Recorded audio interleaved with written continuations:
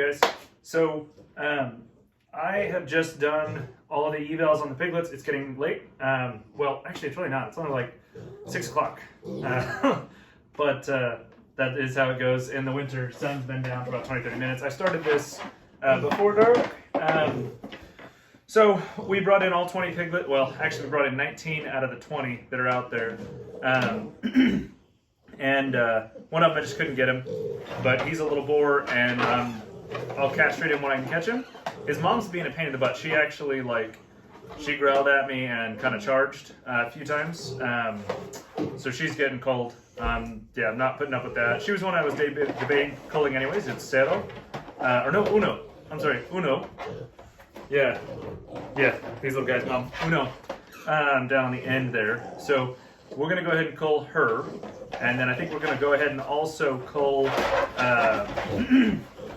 Cero too. So Cero and Uno will both get culled. Sorry, these guys are going to be a little loud. But I thought I'd kind of walk you through it real quick what we did here. We just did all their evals and castrations. I didn't want to, be one of those YouTubers that just rinses and repeats. So, while you didn't get to see me do it with this litter, go through the whole process step by step, you can go on, and I've already done a 4-part, multi-hour long eval. So go on there, watch the evals for those. None of these guys were anything out of the ordinary, nothing exceptional that was like, ooh, I really need to show them this. And same thing with castration. Castration video, if you want to watch that, is on our Patreon under the $10 and every tier above that tier. So yeah, you want to see the full out castration video, that is like a 20 or something minute long video of me going step by step. Here's what we do, here's things we've encountered and stuff like that. So if you want to watch the castration video, it's over on Patreon. All of these, as well as a bunch of other stuff from the litters from this year. But so we got all these guys done. It was actually, let me grab that notepad real quick with all my notes.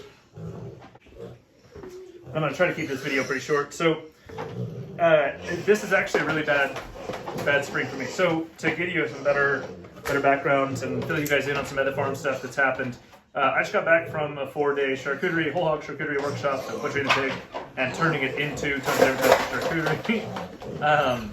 And right before we left, since we were 2 other IPP growers went with me, Chantil Sniff and Jennifer Renee. Thank you guys so much for coming. That was awesome to go and share that with you guys. It was out with Hand Hewn Farm, also amazing at the Schlowski's, out there in PA. Absolutely awesome. But right before we went, since Chantil was coming up, Chantil has a type of pregnancy tester for pigs. As long as they're past 45 days, it'll register. And she has found it to be pretty accurate on her farm. She's never had a misreading with it. So we tested the 3 out in the field: oatmeal, biscuit, and donut. Or Dottie, I'm sorry. Oh, that means I actually missed. Okay. And donut. So wheat, Dottie. I swear I can tell them apart. They look so different. They're not even close to similar. It's just in my head. So we tested the 3 of them. Okay. None of them were pregnant, which means I've got some pretty big issues going on. That means that Toast sired 1 litter and then either became sterile, which I don't know. That doesn't sound quite right. So I think he probably injured himself in the process. We couldn't get him to express his man parts, so we couldn't check it. Normally they will express if you give a good rub down there. He didn't. So we're concerned that he broke it or something. He still pees fine, but they don't have to put that out to pee. So that means we'll have to cull him because he's non-functional, which is super depressing because he was the epitome for me of what I wanted my herd to look like. Beyond his snout is actually a little shorter than I want, but just barely. Beyond that, he's got great muscle. Yeah, there's a lot of things he had going on for him. So that's a bummer. I'm going to be getting another boar. I've already got one lined out. Thank you, Chantil.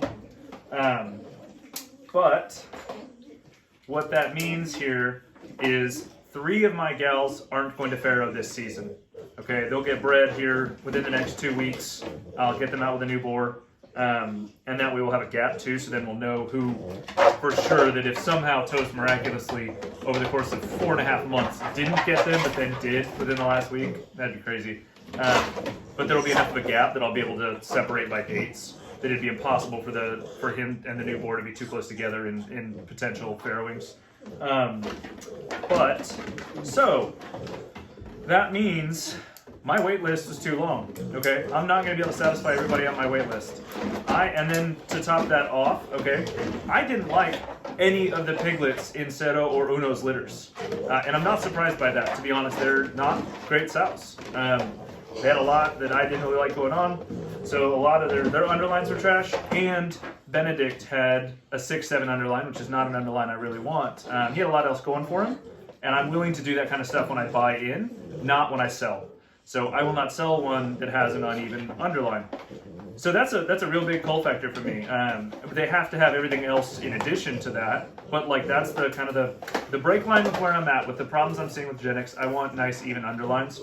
So that's my first kind of like, if you don't even have a good underline, then you're not going to make it the rest of the way. And not all breeders are that way, and that's fine. And I occasionally will buy something that way, but I know that means I'm going to have to cull hard on their litters. But what it does mean is that they have to hit that and look great in every other way. You know, that they have to have that great snout. They have to have that great build. Yeah, a great build, which includes, you know, the straight legs. So just kind of, when I say build, I mean a lot of things. I know it really, when I think of build, the first time I think of it, I just think of that overall shape of a nice meat pig. But it takes on so much more when I'm looking at a pig. So from having nice legs that don't, you know, cock in, cock out, nice flat top line, which was another issue that, like, Benedict had a little hump. So I saw that in several of these. And I also had an issue last year with a couple of Benedict's piglets had, with a different mom, mind you, had moms that he didn't breed this year, had a cryptorchid. He had 3 or 4 cryptorchids bred to him to 2 or 3 different sows, and one of these guys from him is a cryptorchid. So we had that going on, but it was okay. We didn't choose any of them. So out of all 20 of these, only 4 were females. Okay, so that was really, really crazy in and of itself to not have enough females to hit. I only selected one of those females out of all 20, 4 were females. I chose one, which really hits hard because I had a lot of pairs and trios on my list, and that means I'm going to be able to do 1 pair this year for this fall, which really sucks. It means, guys, that I'm going to be paying back a lot of deposits or transferring people to my spring wait list. Which we're going to be culling Cero and Uno before then. So like, I'll still have all 6 sows is what I'm going to breed for this spring. So we're going to knock it down from 9 to 6, and we're going to have 2 new boars in the mix. But yeah, there's where we're at. We wound up keeping 5 pigs total, 5 pigs out of 20 as breeders. We've got a lot of barrows, a lot more than I have on my list for, I think. Yeah, I only needed 5 barrows, and we got 1, 2, 3, 4, 5, 6, 7, 8, 9 barrows. But one of those we won't sell because the cryptorchid I won't, unless somebody's just like, I really need an extra barrow. I don't really usually sell cryptorchids. I retain them just because there could be retained up in there and cause some funkiness, and I don't want to pass that off to a customer. People pay a lot of money for good pigs, and that's why we're here. And that's why, mind you, too, I could have easily gone through and just tagged. I could have been one of those breeders that tags all 4 of those gilts because I'm like, oh, my wait list is this big. I have deposits. I got to do this. But you know what? I would rather have to tell people that I want to give you your money back or transfer you to spring, rather than sell a subpar pig that has my initials on it.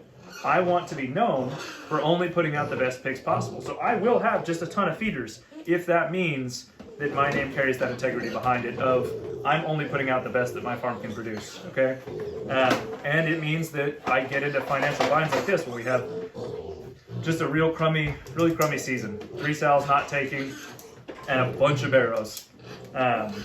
which is better than a bunch of gilts. I've only got 3 feeder gilts that feed out this year for me, this season. We have 5 out there in the field, 4 gilts, 1 barrow that are going. So then we'll have 8 to finish out this next year, not counting this coming spring, whatever we get then. So yeah, there's kind of some updates on what all's been going on the farm here the last couple weeks. I've been crazy busy trying to get everything ready before I could leave. So sorry you guys hadn't got an updated video in a while. And I know this one's not going to be fantastic because you're just getting me kind of talking and then me showing you a little bit of what we got here with all of these guys. So we've got, try to move the camera here. We've got them. That's mostly pea. The lighting is making it look really terrible on those black bottoms, but they just will not stop peeing in their crates. But yeah, and then we've got all our breeders are over there in that, well, 4 of our breeders are over in that area behind the wood. Most of our breeders this year came from Donut. So yeah, I have now knocked off my tripod. So I'm sorry, folks. I'm going to go ahead and cut this short. I've got to get them out, and then really, I want to shower and go to bed. I've got to get up at 5 a.m. tomorrow after all of this driving so that I can go pick up the processor, because those 4 hogs that we took in with all the loaded pumpkins, and I will get you a pumpkin video because there's a lot of things I want to talk about that. Yeah, so we took them in. They called me back, and it's like 900 pounds of pork to pick up and get in the freezer. So tomorrow's going to be a busy day. Thank you to our Patreon supporters, Hunter and Ashley Raymond. Thank you to all of you who watch our videos. You guys are so appreciated. Everybody have a great rest of your week.